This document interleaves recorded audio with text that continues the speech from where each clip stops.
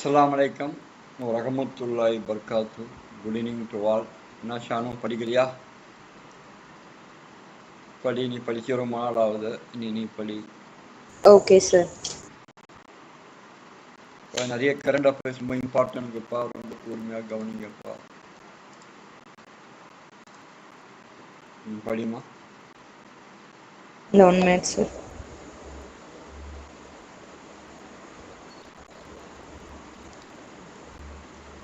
எப்பயுமே current affairs daily எல்லாம் படிச்சு வச்சுக்கோங்க. காலையில் 8:30 மணி 8 மணிக்கெல்லாம் கொடுத்துருவாங்க. நீங்கள் படித்து வச்சுக்கிறோங்க. அதே மாதிரி கிளாஸ் அவ்வளோதான். அது வரைக்கும் ரெடி ஆகிக்குவாங்க. இருக்கின்ற காலங்களை வந்து சரியாக பயன்படுத்தி கொள்ளுங்க. ஒரு ஆச்சரியமான நடவடிக்கையாக நியூசிலாந்தின் டாப் ஆர்டர் பேட்ஸ்மேனான கோலின் மன்ரோ நியூசிலாந்துடைய ஆட்டக்காரர், தொடக்க ஆட்டக்காரர். டாப் ரேஞ்சுனா தொடக்க ஆட்டக்காரர். ஓகேவா? கிரிக்கெட்டா? தொடக்க ஆமா சார், கிரிக்கெட். T20 உலக கோப்பையில் கவனிக்கப்படாததால் சர்வதேச கிரிக்கெட்டில் இருந்து ஓய்வு பெறுவதாக அறிவித்துள்ளார். அவர் பேரு நம்ம ஆட்டக்காரர் பேருனா கோலின் மன்ரோ.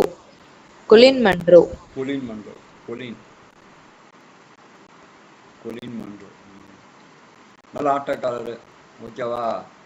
சர்வதேச கிரிக்கெட் ஓய்வு பெறாரு. ஏன் ஓய்வு பெறாரு? T20 அவரை கண்டுக்கிறாதான். சர்வதேச கிரிக்கெட் ஓய்வு பெறாரு.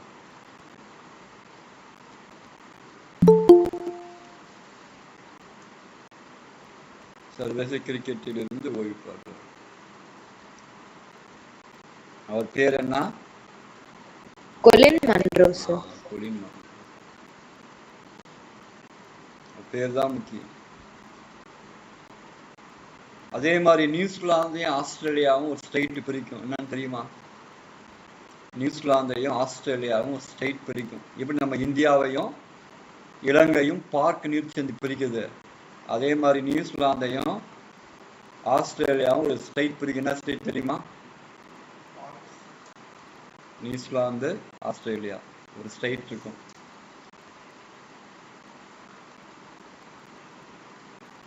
பார்த்துட்டியா நெட்ட? ஒரு நீர்ச்சந்தி பிரிக்கும்பா. இன்னுமாயா பார்க்குறீங்க? நியூசிலாந்தையும் ஆஸ்திரேலியாவையும் குக் ஸ்ட்ரீட் நீர்ச்சந்தி பிரிக்கும்.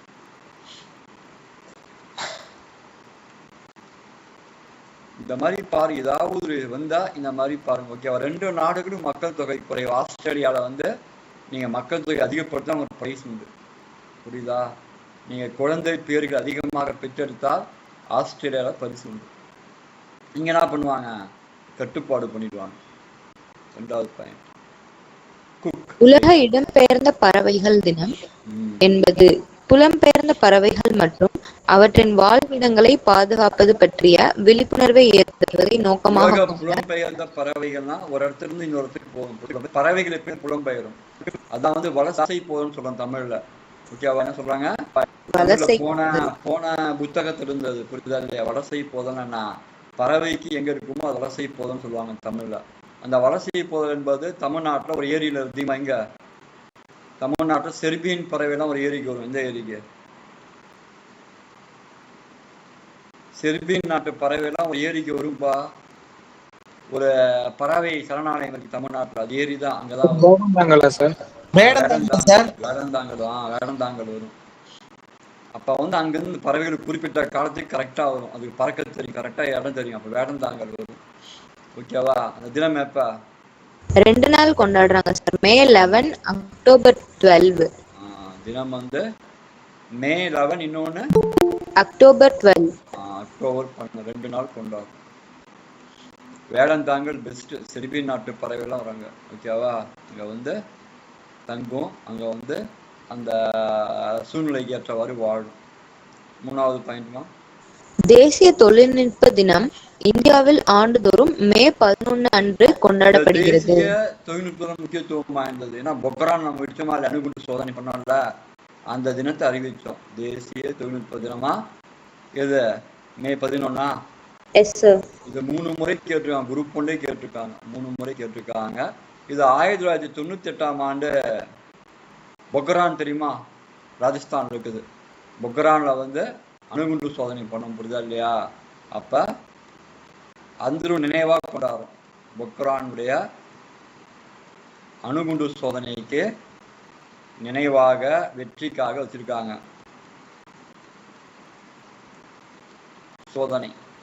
சோதனைனால வந்து நம்ம என்ன சொல்றோம்? வெற்றி தினமா கொண்டாடாம தொழில்நுட்ப தினமா கொண்டாடுறோம் மே 11. இது முக்கியமான நிகழ்வு தெரியுங்களா? உலக நாடுகளில் நம்ம மேல பொருளாதார தடை விதிச்சாங்க. அணுகுண்டு சோதனைக்கு எதிர்ப்பு தெரிவிச்சு அப்போ கூட இந்தியா வந்து அசராம பண்ணும். எங்க இருக்கு பொக்ரான்? ராஜஸ்தான் இருக்குது, பாலைவனத்தில் இருக்குது. அடுத்த பாயிண்ட்மா. 2023 to 24 238 நாடுகள் அல்லது பிரதேசங்களில் 115 நாடுகளுக்கு சாதகமான ஏற்றுமதி வளர்ச்சியை இந்தியா கண்டுள்ளது. எத்தனை நாடுகள்மா? 115 சார். 15 நாடுகள் ஏற்றுமதி சாதகமா இருக்குது. அந்த ஏற்றுமதி சாதகமான முக்கியமான நாடுகள் 3 நாடு வருது. அமெரிக்கா, ஐக்கிய அரபு எமிரேட்ஸ், சீனா மற்றும் இங்கிலாந்து. ஏற்றுமதி அதிகமான நம்முடைய பேலன்ஸ் ஆஃப் பேமெண்ட் பிரச்சனை தீர்ந்துடும். அதிகமான நாடுகள் வந்து அமெரிக்கா ஒன்று, UAE அமீரகம் ஒன்று, இன்னொன்று சீனா. இன்னொன்னு யூகே சார். யூகேவும் இருக்குதான், இங்கிலாந்து எழுதிக்கோ. ஏற்றுமதி அதிகமா இருக்குது. 115 நாடுகள்ல ஏற்றுமதி அதிகப்படுத்தி கொண்டு போயிருக்கு. இனி அட்டனன்ஸ் இன்னும் டல்லா இருக்கு பொழுது. அப்பா,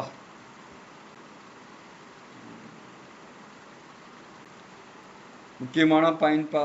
நியூசிலாந்துடைய தொடக்க ஆட்டக்காரர் கொலின் மன்ரோ ஓய்வு பெறுகிறார். T20 அவரை வந்து கேர் பண்ணன்னு சொல்லி. 2வது உலக புயல் பிறந்த பறவைகள் தினம் தான் வலசை போதும் தமிழ்ல சொல்லுவாங்க. அது வந்து 2 நாள் கொண்டாடுறோம். ஓகேவா? அது வந்து வேடாந்தாங்கல தான் அந்த மாதிரி வெளிநாட்டு பறவைகள் அதிக அளவு வரும். ஓகே, செர்பியன் பறவை வரும். அப்புறம் தேசிய தொழில்நுட்ப தினம் மே 11 பொக்ரான் அணுகுண்டு சோதனை நினைவா அதை கொண்டாடுறோம். அப்புறம் ஏற்றுமதி அதிகமாக இருக்குது. இந்த ஏற்றுமதி குறிப்பிட்ட 4 நாடுகள், 115 நாடுகள் இருக்குது. அந்த குறிப்பிட்ட நாடுகள்ல அமெரிக்கா, அமீரகம், சீனா, இங்கிலாந்து வருது. சாஜிதா வந்திருக்கியா? Very good. புரியுதா? புரியுது. நோட் போட்டுக்கோ, கரெக்டா எழுது, ஃபாலோ பண்ணு, அறிவாளி ஆயிடுவேன். Okay sir.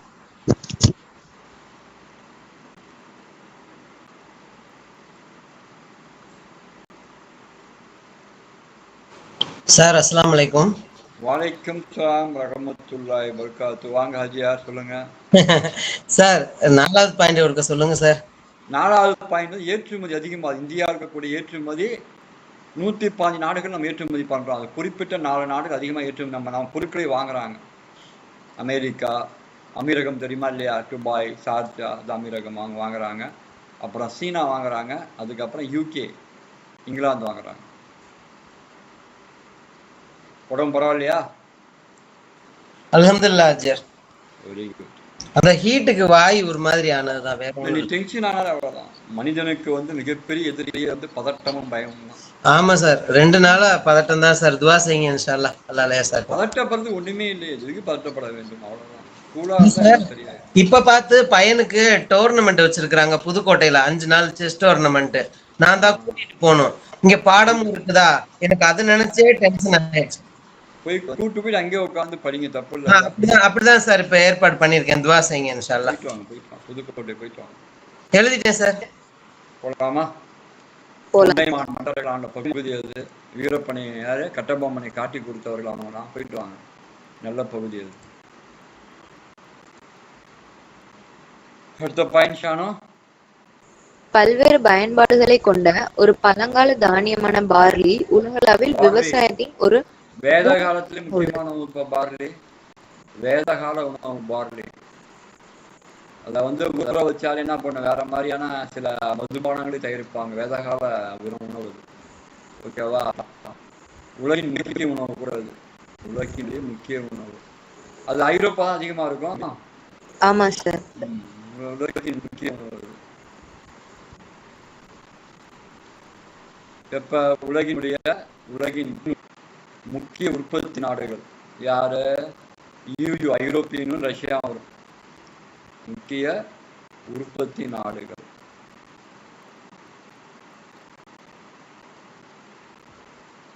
ரெண்டு நாடுகள் ஃபர்ஸ்ட் பார்த்துக்கோங்க. ஒன்று வந்து EU, ஐரோப்பிய யூனியன். ஃபர்ஸ்ட் ஐரோப்பா யூனியன் தான். அங்க முழுக்க பார்லி தான். ரெண்டாவது வந்து USSR, ரஷ்ய கூட்டமைப்பு. அவ்வளவுதான். அடுத்த பாயிண்ட்மா, ஐநா பயங்கரவாத எதிர்ப்பு அறக்கட்டளைக்கு டாலர் ஐநா 500 இந்தியா lakhs வந்து நன்கொடை வழங்கியிருக்குப்பா. ஐநா பயங்கரவாத 5 லட்சம் ஃபண்டு கொடுக்குறாங்க தெரியுமா பங்களிப்பு இல்லையா? பயங்கரவாத நாடுகள் ஃபண்டு கொடுக்கும். அந்த எதிர்ப்பு நம்ம பங்கு கொடுக்குறோம். பயங்கரவாத எதிர்ப்புக்கு ஃபண்டு கொடுக்குறோம். டெரரிசம் ஆப்போசிட் எதிர்ப்பு. இது எவ்வளவு கொடுத்துருக்குறோம்? 5 லட்சம் டாலர் சார். 5 லட்சம் டாலர்களை கொடுத்துருக்கோம். 5 லட்சம் அமெரிக்க டாலர்களை கொடுத்துருக்கோம். ஓகேவா? டாலர்களை கொடுத்துருக்கோம். அமெரிக்க டாலர்கள், USA உடைய டாலரை கொடுத்துருக்கோம். இதை கொடுத்தது யாரு? நிரந்தர பிரதிநிதி யாரு? அது கேட்பாங்க. இந்தியாவுடைய ஐநாவின் நிரந்தர பிரதிநிதி யாரு? ஒரு லேடி இருப்பாங்க, பேர் என்ன? நிரந்தர பிரதிநிதி ஒருத்தர் இருப்பாங்க. யாருப்பா? Permanent representative for India. நிரந்தர பிரதிநிதி ஐநா இந்தியா யாரு இருக்கா? இப்போ லேடி இருப்பாங்க, பேர் என்ன? ருசிரா காம்போஜ். ருசிரா காம்போஜ். அவங்க தான் ஐநாவுடைய நிரந்தர தூதர். காம்போஜ் நிரந்தர தூதர். இவங்க தான். இவங்க பேர் கண்டிப்பா நான் வச்சுக்கோங்கப்பா.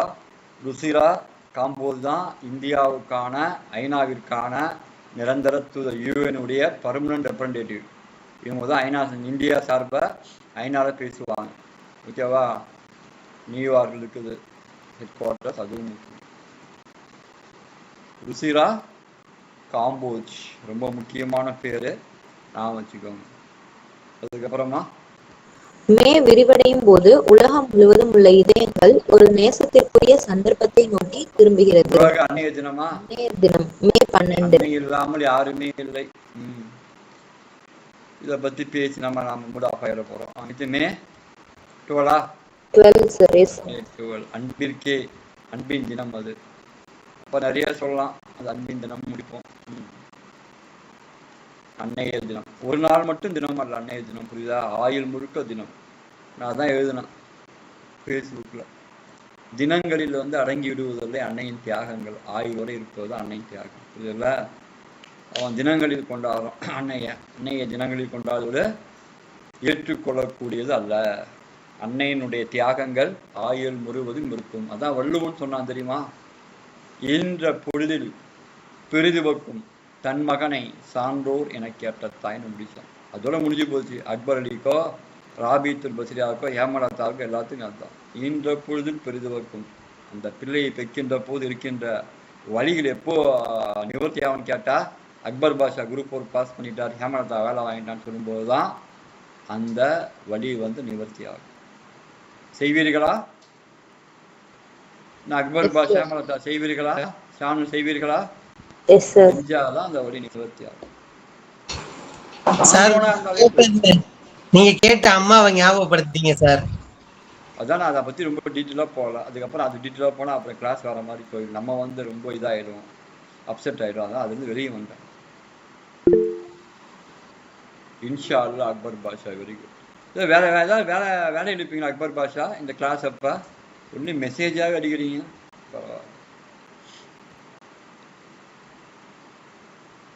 சார்ஜ்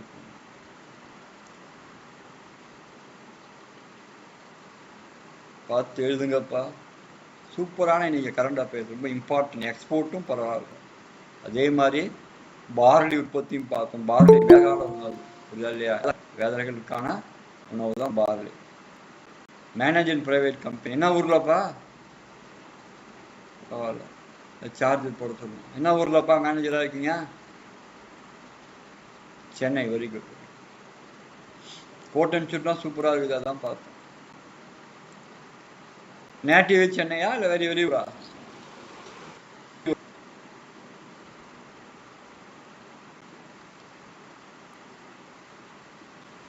சார் போலாமா? சார் சூர்யா ரெடியா இருக்கியா? Sir yes sir. சொல்லு அப்துல் ரஹ்மான். சார் அந்த 6th பாயிண்ட் கொஞ்சம் சொல்லுங்க சார். ஐநா வந்து பயங்கரவாத எதிர்ப்பு, ஐநால வந்து பயங்கரவாத எதிர்ப்பு தெரிவிக்காங்க. பயங்கரவாதம்னா நான் பயங்கரவாதத்தை சில பேர் எல்லாம் பண்ணி கொடுக்குறோம். நம்ம பயங்கரவாதிகளை ஒழிப்பதற்காக நிதி கொடுக்குறோம். $5 லட்சம் கொடுத்துருக்குறோம் ஐநா சபைக்கு. ஏன்னா நமக்கு பயங்கரவாத டிஸ்டர்பன்ஸ்ல ஜம்மு அண்ட் காஷ்மீர் முழு இருக்குது, பல இடம் டிஸ்டர்ப் ஆகும் நம்ம பயங்கரவாதத்தால. நம்ம இந்தியா கொடுத்துருக்குதா சார்? ஆமா, இந்தியா கொடுத்துருக்கோம். $5 லட்சம் கொடுத்துருக்கோம் அமெரிக்கால. ஓகே சார், நெக்ஸ்ட் போலாம் சார். சூர்யா ரெடியா? Yes sir. Yes sir. Very good.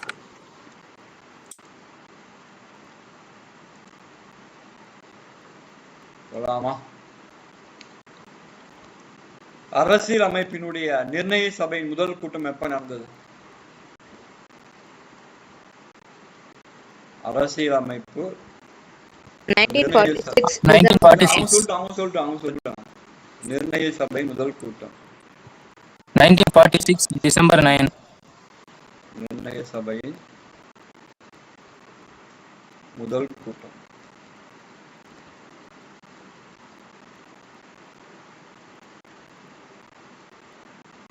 December 9 sir. 1946. இத பரிந்துரை செய்தது யாரு? அரசியலமைப்பை பரிந்துரை செய்த ஆணையம் எது?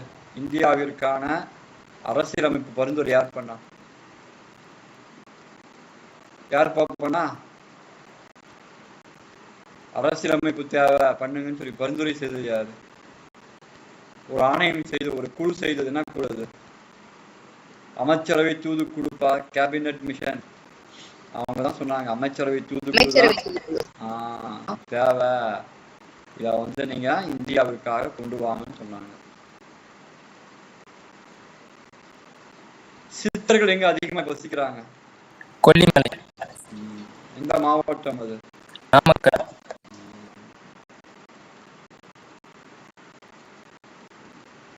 கொல்லிமலை, நாமக்கல் மாவட்டம்.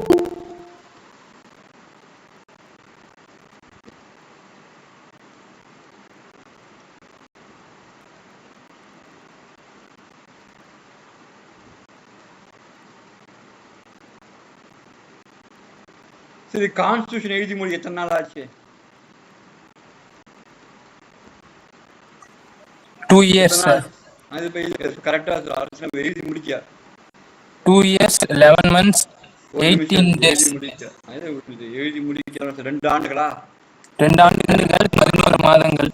2 ஆண்டுகள் 11 மாதங்கள் 11 மாதங்கள் 16 நாட்கள். 18 நாட்களா? ஆமாம் சார். Super super.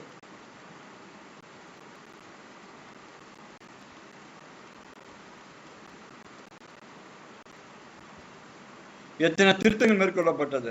2000. 2473 சஜஸ்ட் பண்ணிருப்பாங்க சார். அதுல புதுசாக சார் அக்செப்ட் பண்ணிருப்பாங்க. 1000 திருத்தங்கள் நியூமரிக்கலா பார்க்கலாம் போது. சரி, எப்ப எல்லாம் கையெழுத்துப்படாங்க? கையெழுத்து போடப்பட்டது எந்த நாள்? ஜனவரி 24 1956 தான் குடியரசு மாறுது. புரியுதுங்களா? சார் என்ன சார் கையொப்பமிடப்பட்டது? அரசியலமைப்பு கையெழுத்துப்பான அரசியலமைப்பு எல்லாம் கையெழுத்துடுவானா இல்லைங்களா? ஏற்றுக்கொள்ளப்பட்ட நாள் நவம்பர் 26 1949. ஏற்றுக்கொள்ளப்பட்டது கையெழுத்து எல்லாம் ஏற்றுக்கொள்ளப்பட்டதுதான். அப்புறம் நடைமுறைக்கு வந்தது ஜனவரி 1950. நடைமுறை வந்து ஜனவரி 26 1950 குடியரசா மாறிட்டோம் நம்ம. எழுதிக்கோங்கப்பா.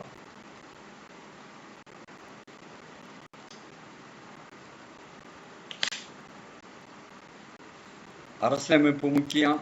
சித்தர்களை பத்தி பார்க்கிறோம். சித்தர்கள் வந்து கொல்லிமலை, நாமக்கல் மாவட்டம். அரசியலமைப்பினுடைய காலம் எழுதி முடிக்க அந்த காலம் முக்கியமானது. அந்த காலமும் எழுதிக்கும். அப்புறம் திருத்தங்கள் இதுக்கு 2000, அதுக்கப்புறம் கையொப்பமிடப்பட்டது. அந்த சார்ஜ் போட சொல்லுமா தம்பி ரிஜா, சார்ஜ் போட சொல்லு.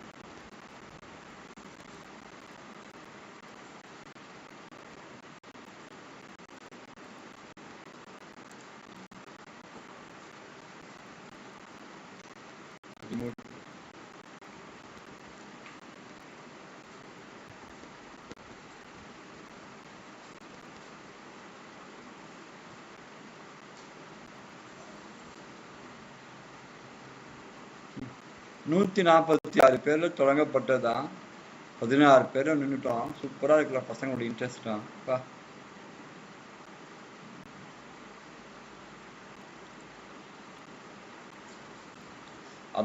யாரு அப்துல் ரஹ்மான், நீ எல்லாம் அப்பா தொடர்ந்து அடிக்கிற பெரிய விஷயம். இந்த வாரம் யூனிட் 9 டெஸ்ட் அழகு 9 தமிழ்ல முக்கியமா நிறைய எழுத்தாளர்லாம் இருக்காங்களாம், அதை டெஸ்ட் வைக்க சொன்னாங்க. அழகு 9, அழகுனா இயலா, இயல் 9 படிங்கப்பா. இந்த வாரம் இயல் 9 வச்சிடலாம்ப்பா. எந்த ஸ்டாண்டர்ட் சார்? 10வது புக்கு தான் இயல் 9. முக்கியமான கொஸ்டின்ஸ் தான் இருக்குது. இயல் 9 வச்சிடலாம்.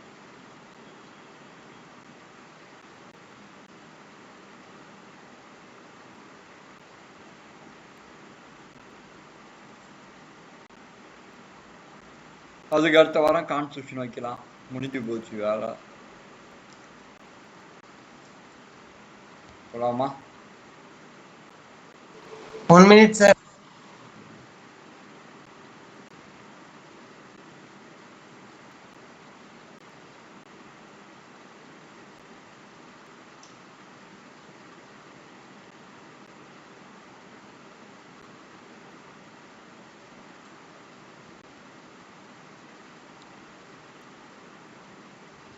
சார் எழுதியாச்சு சார்.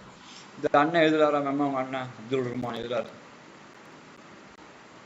எழுதிட்டாரா? கொஸ்டின் டிஸ்கஷன் போலாமா? சார் அந்த 7th வந்து ஜனவரி நடைமுறைக்கு வந்து ஜனவரி 26, 1950 அன்னைக்குதான் நம்ம குடியரசா மாறும். சாதாரண ஒரு குடிமக்கள் இந்த நாட்டை ஆளலாம். அப்துல் ரஹ்மானோ, பிரதிபா பாட்டீல், அப்துல் கலாம், யார் வேணாலும் ஆளலாம் இந்தியாவை. யாரும் கேள்வி கேட்க முடியாது. எனக்கு அந்த ஆசை இருக்கு சார். துவா செய்யுங்க இன்ஷாஅல்லாஹ். மாதிரி இருக்கும்னு நினைக்கிறேன்யா. இல்ல சார், ஏதாவது ஒண்ணு செய்வேன் சார். எப்படி அப்துல் கலாம் சார் வந்து 300 கிராம் எடையுள்ள ஊனமுற்றோர் அணியிற ஒரு காலனி கண்டுபிடிச்சு கொடுத்தாரோ, அது மாதிரி நான் ஏதாவது ஒண்ணு செய்வேன் சார் இன்ஷாஅல்லாஹ். துவா செய்யுங்க சார். நெக்ஸ்ட் போலாம் சார். கொஸ்டின் டிஸ்கஷன் போலாம்பா. கரெக்டா சொல்லுங்க.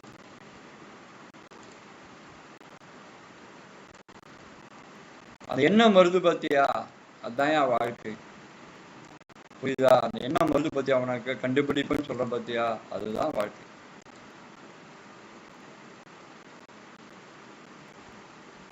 அங்கதான் நிக்கிறான் இந்திரன் மாதிரி. அந்த எண்ணம் இருக்கு பத்தியா? தான் தெரியும். சூப்பர். சுயராஜ்யா, ஜஸ்டிஸ், திராவிடன், நவசக்தி. இந்த பக்தவாச்சலம் வந்து யாருன்னு கேட்டா 1917 இருந்து ஒரு பக்தவாச்சலம். இவர் புரிதா இல்லையா? ஒரு வேற ஒரு பக்தவாச்சலம். இவர் புரிதலா? நீங்க இவர் நினைச்சிடாதீங்க, ஓகேவா? ஒரு வேற ஒரு பக்தவாச்சலம் சிஎம் வேற பக்தவாச்சலமா இருந்தார், ஓகேவா? இப்ப பாத்தீங்கன்னா இதுல பார்த்தா சுயராஜ்யா வந்து டி பிரகாசம், தெரியுமா இல்லையா? சுயராஜ்யத்தை டி பிரகாசம் ஆந்திர கேசரி ஆரம்பிச்சாரு. டி பிரகாசம் ஆந்திர கேசரி. ஜஸ்டிஸ் வந்து சிஎம் நாயர், நீதி கட்சியினுடைய ஸ்தாபகர். திராவிடன் வந்து பக்தவாச்சலம். நவசக்தி தெரிய படிச்சுக்கிறோம், திருவிக்கா. அப்ப எது வருது? எது வருதுமா? Third one sir, C option. C தான் ஆப்ஷன் தான் வருது.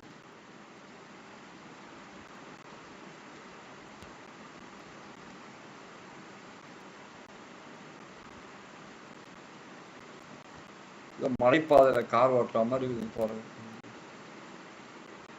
புரிதா இல்லையா? டி.எம். நாயர் யாரு? நீதி கட்சியினுடைய தோற்றுவிப்பாளர் தான் டி.எம். நாயர்.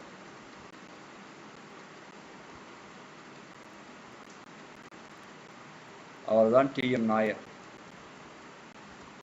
பிரகாசம் தெரியுங்களா, ஆந்திர கேசரியா இருந்தவர். பக்தவாச்சலம் என்பவர் அவருக்கிடையே இந்த பக்தவாச்சலம் தான் வந்து இதை கொண்டு வந்தார், திராவிடன் பேப்பரை கொண்டு வந்தார். திருவிக்காயார் தமிழ் தென்றல், தொழிலாளருடைய நலனுக்காக பாடுபட்டவர். காந்தியுடைய ஸ்பீச்சை வந்து தமிழில் மொழிபெயர்க்கக்கூடிய நிறைய அவரை பற்றி பார்த்துருக்கோம், புரியுதா இல்லையா? அதனால தொழிலாளர் என்பது அவர் தான், திருவிக்கா தான்.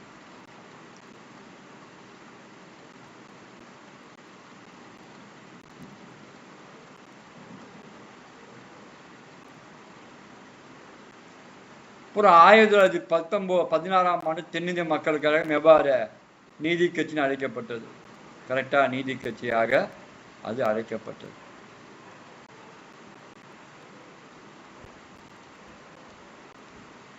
இதுக்கு முன்னாடி ஒரு அமைப்பு இருந்தது 1914. அந்த அமைப்புக்கு பேரு திராவிடன் அமைப்புன்னு பேரு. 1914 அமைப்பு, அந்த அமைப்புக்கு பேர் தான் திராவிடன் அமைப்புன்னு பேரு. திராவிடன் அசோசியேஷன் பேரு, திராவிடன் அமைப்புன்னு பேரு. எழுதிக்கோங்க. அப்புறம் நீதி கட்சி வந்து 1944 திராவிடர் கழகமா மாறுது. ஓகேவா? நிறைய முறை சொல்லியிருக்கேன், கண்டிப்பா கேட்பாங்க, மறந்துடாதீங்க. ஓகேவா? நீதி கட்சி என்பது 1944 மாறுது.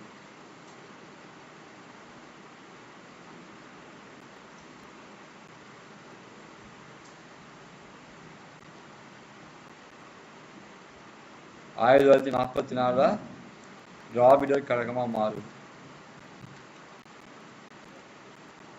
அண்ணாதான் தீர்மானம் கொண்டு வராரு.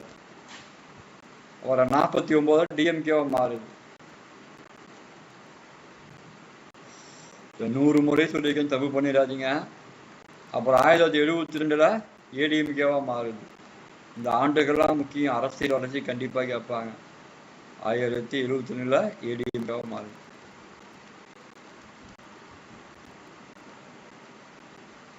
சரி, ஏடிஎம்கேவா மாறுதா இல்ல புதுசா ஒண்ணு தோற்றுவிக்கிறாங்களா? மாறுதா, புதுசா தொடங்குறார். எம்ஜிஆருக்கும் கருணாநிதி அவர்களுக்கும் கருத்து வேறுபாடு இருக்கின்ற போது வெளியேறி தொடங்குறார் அவர்.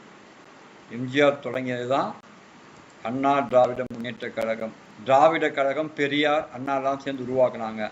பெரியார் வந்து மணியம்மை மேரேஜ் பண்ணிக்குவார். தன்னுடைய மகள் போன்ற ஒரு இளம் வயது பெண்ணை மேரேஜ் பண்ண உடனே அண்ணா ஏற்றுக்கொள்ளக்கூட முடியாமல் வெளியே வந்து அவர் தொடங்கியதுதான் டிஎம்கே, திராவிட முன்னேற்ற கழகம்.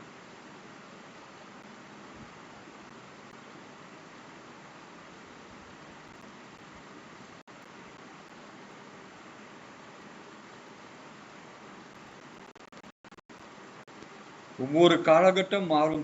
தமிழ்நாடு வரலாறு ரொம்ப முக்கியம். குரூப் 1 சரி, இதுவும் சரி, புரியுதா?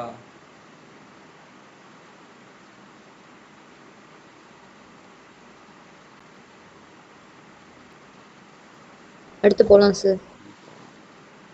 சார் வெயிட் பண்ணுங்க சார். நிறைய பாயிண்ட் எழுதிக்கிறோம், அதெல்லாம் கரெக்டா ஃபாலோ பண்ணி எழுதுங்க.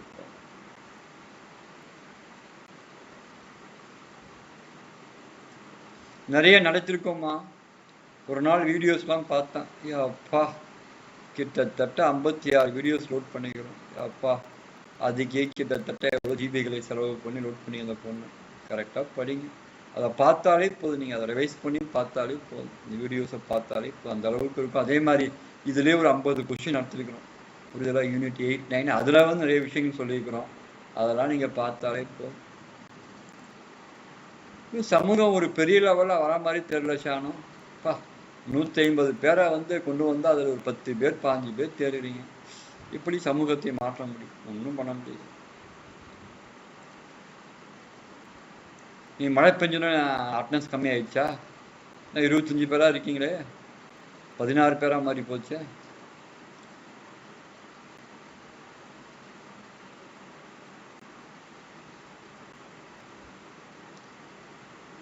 இதுக்கே இந்த மாதிரிக்கு வாரத்துக்கு 2 நாள் நடத்தா என்ன ஆகும்? யாரும் வரமாட்டேங்க போகுது.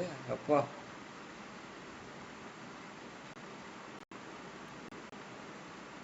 போடாமா Abdul Rahman? One second sir. Sir விடுங்க சார், கிளாஸ் முடிய போற அளவுக்கு அட்லீஸ்ட் நாங்க 10 பேராவது வந்தோமே சந்தோஷம். அது எனக்கு நான் இன்னைக்கு சொன்னேன், I am not expected from the quantities, I am only expected for quality. யார் 2 பேர் இருந்தா கூட போதும் தெரியுங்க. ஒரு காலகட்டம் 3 பேர் தான் படிச்சா, 3 பேருமே சர்வீஸ் இருக்கிறான். ஒருத்தர் அருண்ராஜ் சொல்லி ஒருத்தன் வந்து பேங்க்ல மேனேஜராக இருக்கிறான். இன்னொரு தம்பி காதலம் மொய்துன்னு சொல்லி அவன் திருவண்ணாமலை லோக்கல் ஆடிட் பண்ணி குரூப் 2 பாஸ் பண்ணான். இன்னொரு தம்பி கார்த்திக்னு சொல்லி அவன் வந்து எஸ்எஸ்சி பாஸ் பண்ணி விழுப்புரத்தில் இன்கம் டேக்ஸ் ஆஃபீஸராக இருக்கிறான். அதெல்லாம் எதிர்பார்க்குது. அவங்க படிப்பு இந்த சமூகம் எப்படி போகுதுன்னு பார்க்கணும்ல. நேற்று கூட ஒரு ஐபிஎஸ் ஆஃபீஸர் திருநானம் சொல்லி ஒரு ஐபிஎஸ் ஆஃபீஸர் கூட இருந்தான். அவர் அதான் சொன்ன, அதிகாரத்தை வீண்டெடுப்பதற்கான வழிமுறைகளை நம்மலாம் தேடலைன்னா நம்முடைய சந்ததிகள் என்ன ஆகும்னு கேட்டார். தெரியும். இப்போ அவங்க வந்து ஒரு ப்ரோக்ராம் பண்ணாங்க. பன்னாட்டு பேராசிரியர்கள் கிட்டத்தட்ட 200 பேர் ப்ரொஃபஸராக இருக்கிறாங்க. அவங்க சேலை எவ்வளோ தெரியுமா? 2 lakhs மேலே வாங்குறாங்க. 200 பேரும் சேர்ந்து அந்த தம்பி நாங்குநேரு சின்னத்துறைக்கு வந்து ஃபண்ட் பண்ணாங்க. எல்லாமே பண்ணாங்க. ஒரே ஒரு மாற்றுன்னு போனது நான் மட்டும்தான். புரியுதுல? வேற எல்லாமே வந்து ஒரு குரூப்பாக இருந்து என்னை அழைத்து அவன் கொடுக்க சொன்னா தான் அவங்களுக்கு கொடுப்பேன். புரியுது? மாற்றுக்கு தேவையில்ல. நீ நல்லா தான் மற்றவங்க உதவ முடியும். ஷானுட்ட 10 ரூபாய் இருந்தால் தான் ரஹமதுல்லா 2 ரூபாய் கொடுக்கும். ஷானிவே 2 ரூபாய் இருந்தால் ரஹமதுல்லா கொடுக்க முடியுமா? நான் 50 ரூபாய் கொடுப்பேன் சார். இல்லை, நான் என்ன சொல்ல வரேன்னு கேட்டா, நல்லா இருக்கணும்ல.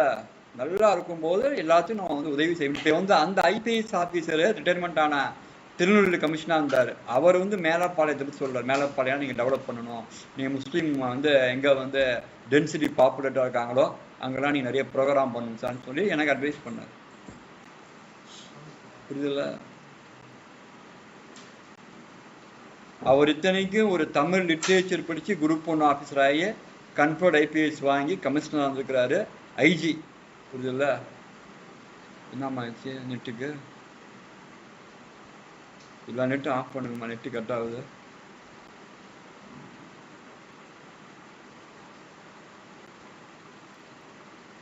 நெட்டு கட் ஆகும். இஷா கேக்குதாப்பா? இல்ல ஸ்கிரீன் தெரிய மாட்டேங்குதுப்பா. மழை பெய்ய ஸ்கிரீன் தெரியுமா? மழை ஆரம்பிச்சிருச்சு. போலாம் அடுத்தது போலாம் சார். அதான் நீ நாளைக்கு செய்யணும்னு சாணும். நீ வந்துட்டோன்னு செய்யணுமா இல்லையா? கண்டிப்பா செய்றேன் சார். பாப்போம் பாப்போம். சொல்லுதல் யாருக்கு வெளியே அறிவாம், சொல்லிய வண்ணம் செயல். வெல்லுவோம். சூப்பர்யா. என்ன சொல்றாங்க? தந்தை பெரியாரார் சுயமரியாதை இயக்கத்தின் தத்துவம் என கூறப்பட்டது யாது? சூப்பர். சுயமரியாதை இயக்கம் தொடங்கப்பட்டது தெரியும் நினைக்கிறேன். 1925ஆம் ஆண்டு சுயமரியாதை இயக்கம் தொடங்கப்பட்டது. ஓகேவா? சுயமரியாதை இயக்கம் தொடங்கப்பட்ட ஆண்டு. இது எது வந்து கேட்குறாங்க? மறுபிறப்பின் நம்பிக்கை இல்லாமல் இருப்பது. ஓகேவா? இதுன்னு கேட்குறாங்க. இறைவன் மீது நம்பிக்கை இல்லாமல் இருப்பது, சிற்றின்பத்துக்கு மேலானது ஒன்றுமில்லை என சிந்தனை, பகுத்தறிவின் அடிப்படையில் சரியன் நம்புவது செய்வது. இதுதான் இருக்குன்னு நினைக்கிறேன். டி தான் கரெக்டான ஆப்ஷன். நான் பகுத்தறிவு தான் அவர் சொன்னார். ரேசிசம் தான் முக்கியம்னு சொன்னார். பகுத்தறிவு மூலியமா தான் எல்லாமே பண்ண முடியும்னு சொல்லி நம்பினாரு. அப்போ இதுதான் சரியான ஆன்சர். முதலாவது சென்னை மாநாடு சவுந்தரபாண்டியன். அவ்வளவுதான், முடிஞ்சு போச்சு.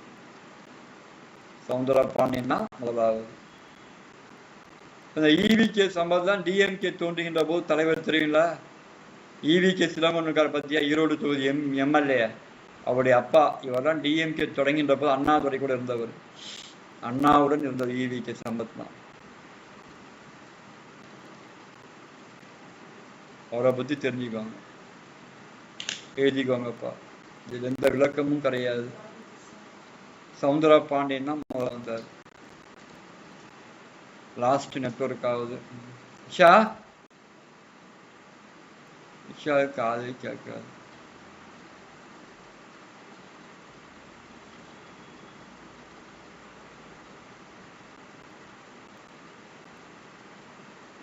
போயிட்டு நினைக்கிறேன். இஷா ஆமா, அதுல போன்ல மொபைல் டேட்டா அது கனெக்ட் பண்ண வேண்டியதாம்மா. அது அவனுக்கு கனெக்ட் பண்ண தெரியும். கூப்பிடுச்சு. அந்த பக்கம் மொபைல் டேட்டா கனெக்ட் பண்ணாதான் தெரியும். தெரியுதாப்பா? இப்போ மொபைல் டேட்டா கனெக்ட் பண்ணுங்களா? அவன் வெளியே உள்ள உட்கார மாட்டாங்களா?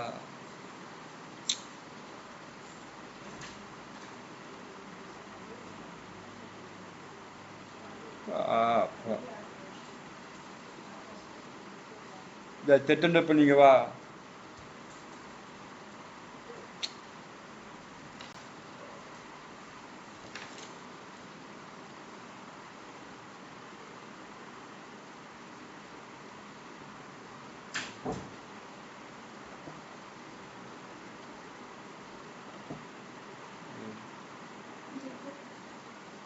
கனெக்ட் ஆகல, கனெக்ட் பண்ணு. இதுல வை.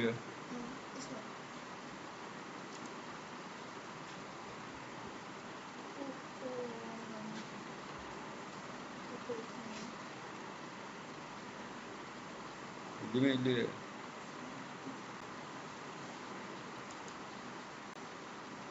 இது கனெக்ட் பண்றது கோசா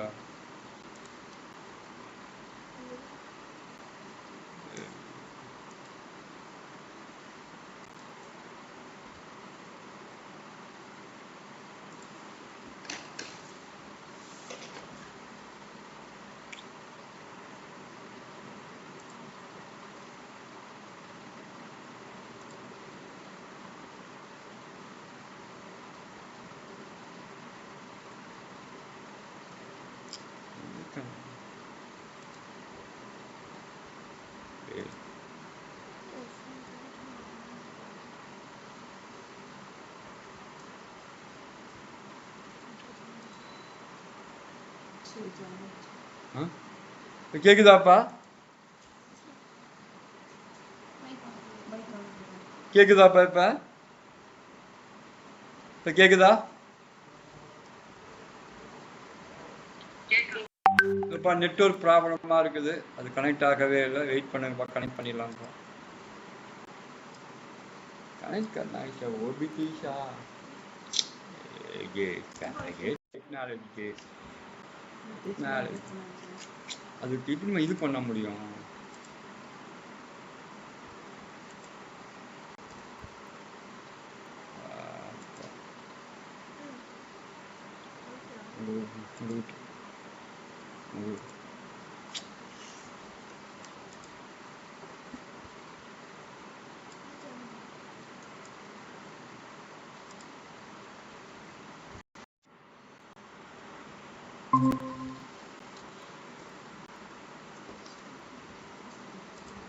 வந்தாச்சாப்பா? ரைட். கொஸ்டின் எழுதிட்டீங்களா இல்லையா? இன்னும் சவுந்தரா பாண்டியன் அது எழுதிட்டீங்களா இல்லையாப்பா? சார் எழுதல சார், தெரியல.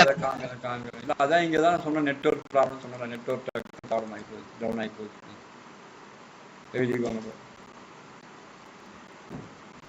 மழை பெஞ்சாலே அவ்வளவுதான், ஃபைபர் நெட் ஆஃப் பண்ணிடுவாங்க, அங்க கரண்ட் போகுது. செகண்ட் क्वेश्चन வந்து எக்ஸ்பிளைன் பண்ணுங்க சார்.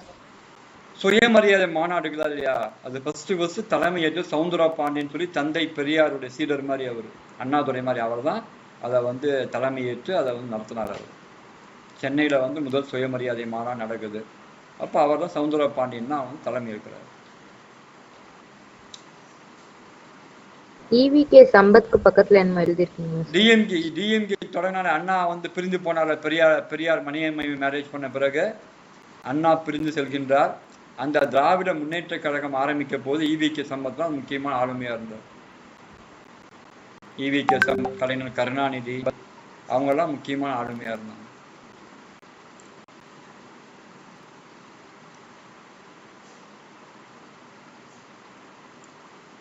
டிஎம்கே உடைய இது பண்ணும்போது இருந்தாங்க. அந்த மீட்டிங்கே ராயாபுரத்தில் நடக்கும். இந்த மீட்டிங்கு அந்த டிஎம்கே மீட்டிங்கை திருவெற்றின்னு சொல்லுவாங்க. ராயாபுரம் அந்த ஏரியா தான் நடக்கும். அதுக்கப்புறம் ராபின்சன் பூங்கால நடக்கும்.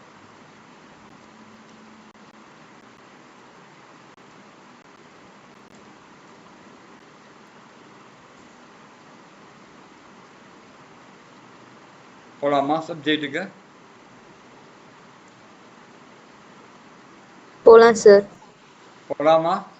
போலாம் சார். சித்தர்களை பத்தி பார்ப்போம்பா. ஒரு முக்கியமான சித்தர் இருந்தாரு, கடுவெளி சித்தர்னு ஒரு முக்கியமான சித்தர். அவரை பத்தி பார்த்தாங்க.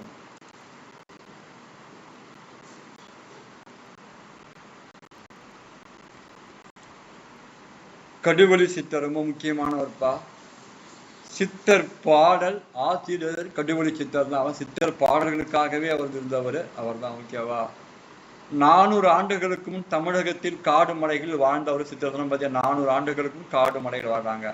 பாம்பாட்டி சித்தர், குடும்பை சித்தர், அழகுனி சித்தர் என்பன எல்லாமே காரண பெயர்கள். எல்லாமே காரணம். குடும்பைனா தெரியும், தோடு மாதிரி இருக்கும். பாம்பாட்டி பாம்பு ஆட வச்சவர். அழகுனி சித்தரும் தெரியும். கடுவெளி சித்தர் உருவ வழிபாடு செய்யாமல் வெட்ட வெளியே கடவுளாக வழிபட்டவர். திறந்த வெளி எப்படி வள்ளலார் ஜோதியை வழிபட்டாரோ அதே மாதிரி. எளிய சொற்களில் அறிவுரை சொன்னவர். எளிய சொற்கள் அறிவுரை சொன்னவர். இயற்பெயர் தெரியவில்லை. கடுவெளி என்றால் சுத்தவெளி, அதாவது பிரம்மத்தை, கடுவெளி என்றால் கடுவெளி சிற்றனவதான் பிரம்மத்தை வெளியிடாரு. இவரது பாடல்களில் நீதி கருத்துக்கள் மிகுதி. 34 பாடல்கள் இப்போ இதாக பண்ணுங்க. 34 பாடல்கள் அவரை பாடகராக எடுத்துக்கணும். எளிய கருத்துப்பா, எளிய மொழியில் கருத்துக்களை சொன்னார். மக்கள் புரியும் மொழியில் கருத்துக்களை சொன்னவர். அதுதான் முக்கியம். மக்கள் புரியும் முறையில் கருத்துக்களை சொன்னவர்.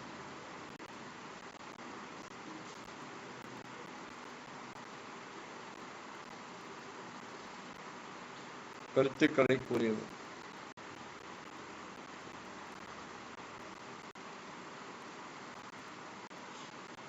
கடுவெளினா நான் திறந்த வெளி. எப்படி ஜோதியை வெளிப்பட்டார் ராமலிங்க அடிகளார், அந்த மாதிரி திறந்த வெளியில இவர் வந்து வெளிப்பட்டுகிறார். முக்கியமான பாயிண்ட் பார்த்துக்கணும். எல்லா சித்திரங்களும் முக்கியம்பா. சித்திரங்களை பத்தி தெரிஞ்சுக்கோங்க, ஓகேவா? அதான் சித்திரை பத்தி நடத்துறோம். நான் மற்றதோடு படிப்பீங்க. சித்திரம் ரொம்ப முக்கியமானவங்க.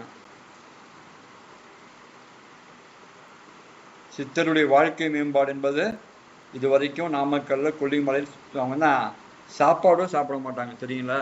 காற்றை சுவாசித்து கொண்டே வாழுகின்ற சித்தர்களா இருக்காங்க.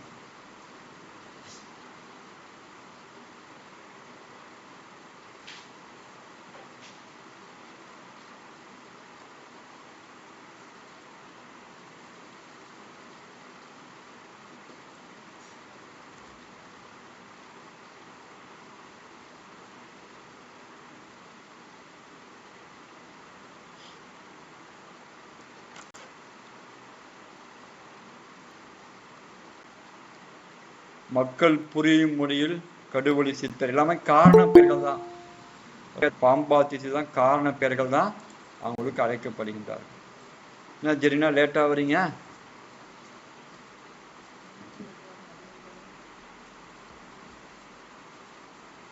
அஸ்ஸலாமு அலைக்கும் சார். இங்க ரிலேட்டிவ் ஒருத்தவங்க மைத் ஆயிட்டாங்க சார், போயிட்டு வந்தோம்.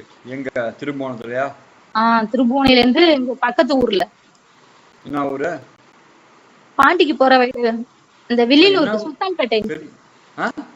சுல்தான்பேட்டை. முதல்ல ஒரு ஹாஜியார் அங்க மொத்தனாரு. அவங்க பொண்ணு கூட ப்ரொஃபஸரா இருக்குது கந்தசாமி நாயுடு காலேஜ்ல. தெரியலங்க. இவங்க யாரு? சொந்தக்காரங்களா? ரைட். சொந்தக்காரங்க. பொறுமையா எழுதுங்கப்பா. இந்த காரண பெயர்கள்லாம் கரெக்டா இருக்கணும், புரியுதுல? பாம்பாட்டி, குதம்பை, அழகுனி இதெல்லாம் கரெக்டா இருக்கும். மக்கள் புரிகின்ற மொழியில் பேசியவர் தான் யாரு? கடுவெளி சித்தர்.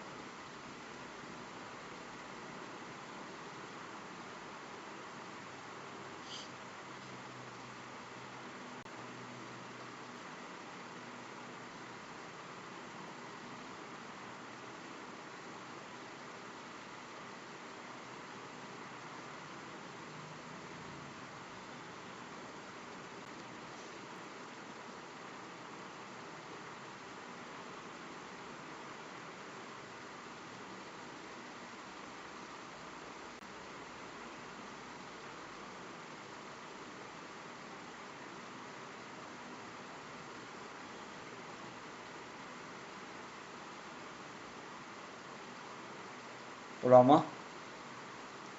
சார்? 1 minute sir. பொறுமையா எழுதுங்க. நான் போலாமா நீ எழுதிட்டீங்களான்னு கேட்டேன். நீ பொறுமையா எழுதுங்க. உங்களுக்கான டைம் எடுத்துக்கோங்க. ஏதாவது டவுட் இருந்தா கூட கேளுங்க. பொறுமையா எழுதுங்க. இந்த வாரம் ஞாயிற்றுக்கிழமை 9வது இயல்பா கரெக்டா ரெடி பண்ணிக்கோங்க.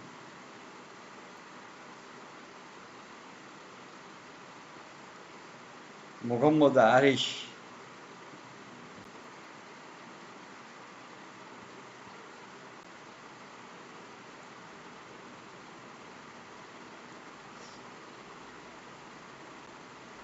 நீ சேர்த்து விளாடலாம் வராங்களா? சபீர் கான் உங்க ஊர்ல இருந்து சேர்த்து விட்டு அவங்களாம் வராங்களா? கிளாஸ்க்கு வராங்களா?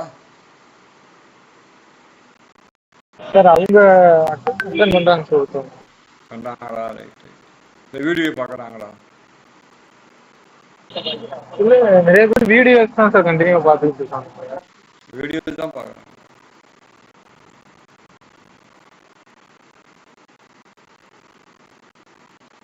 அது ஒரு செகண்ட் டெக்னாலஜி. ஆனால் அதுக்கு காசு செலவாகுதுல்ல. அப்பா ஒரு வீடியோ வந்து நீ டவுன்லோட் பண்ணி அப்லோட் ஆகிறதுக்கு 5 GB 6 GB ஆகுது.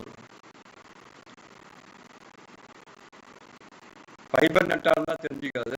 ஃபைபர் நெட்டுனா அந்த ஜிபிக்கு டெய்லி 100 ரூபா 60 ரூபா 50 ரூபா செலவு பண்ணணும்.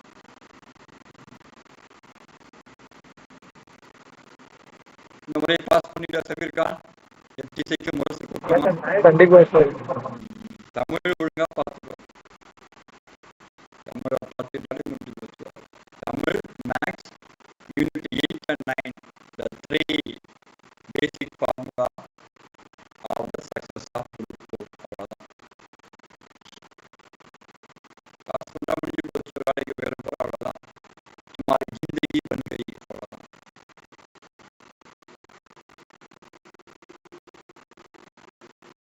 சார் அப்படின்னா என்ன சார்? तुम्हारी जिंदगी बन गई ना உங்க வாழ்க்கை சிறப்படைந்து விட்டது.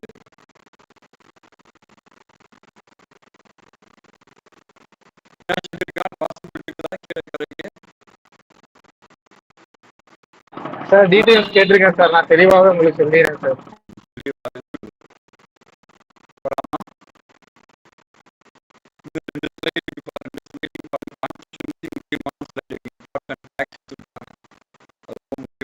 போலாம் சார்.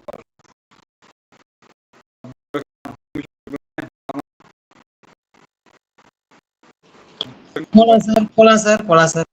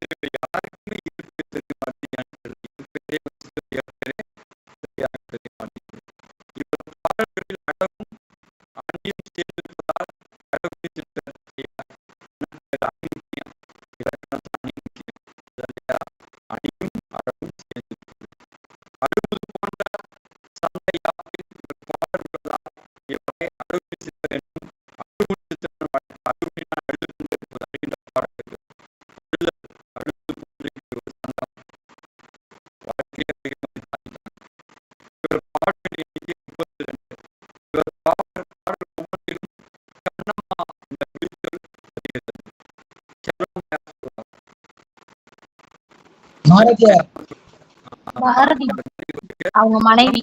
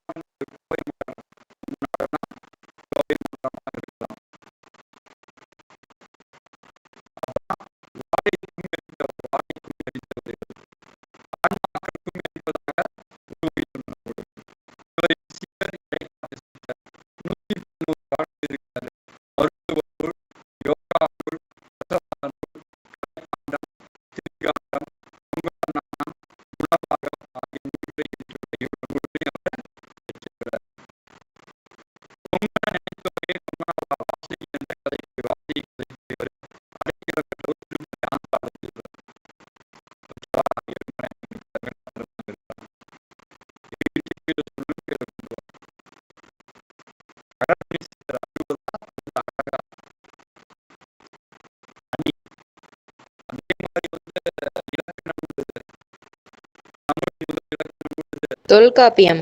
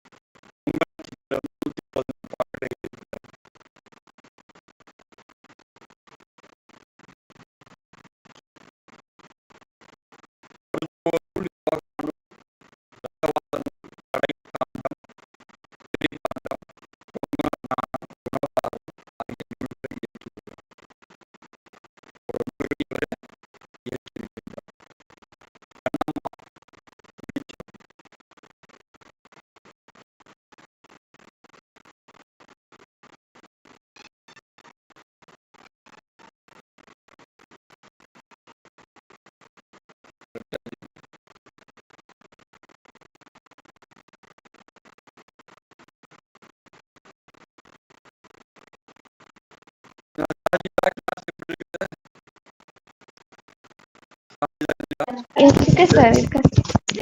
எப்படி கிளாஸ் போகுது? இப்போதைக்கு நடுவுல வந்ததுனால கொஞ்சம் கன்ஃபியூஸ்டா இருக்கு சார். இதுக்கு முன்னாடி உள்ளது கிளாஸ் தமிழ் இருக்கும், கரண்ட் அஃபேர்ஸ் இருக்கும், ரிவிஷன் இருக்கும், அதுக்கப்புறம் question. Okay.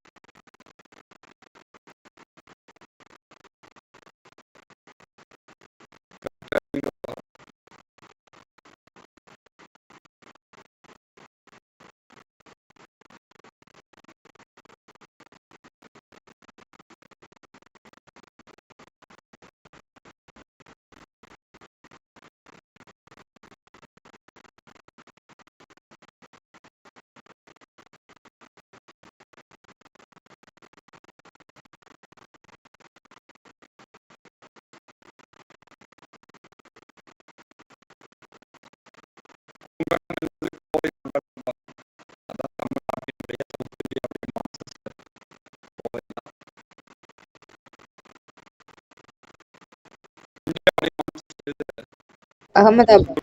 Mumbai.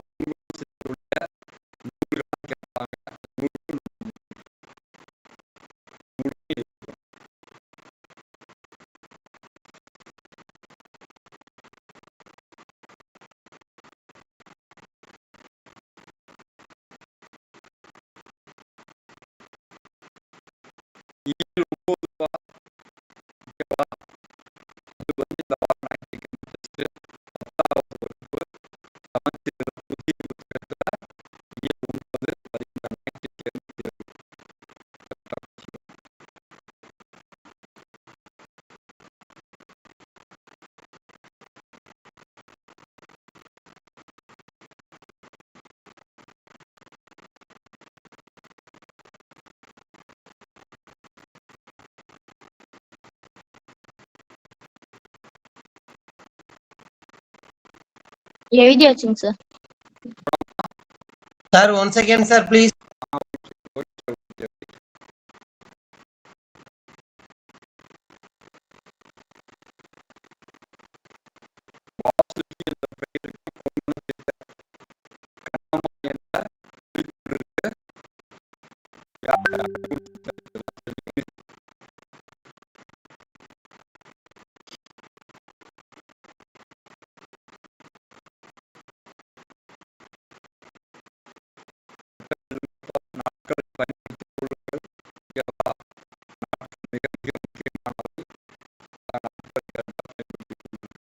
Sir Agathiyar வந்து ஆயுர்வேத சூத்திரங்களுக்கு விரிவுரை எழுதினார்னு சொன்னீங்களா சார்? அப்படின்னா என்னது சார் ஆயுர்வேத சூத்திரங்கள்?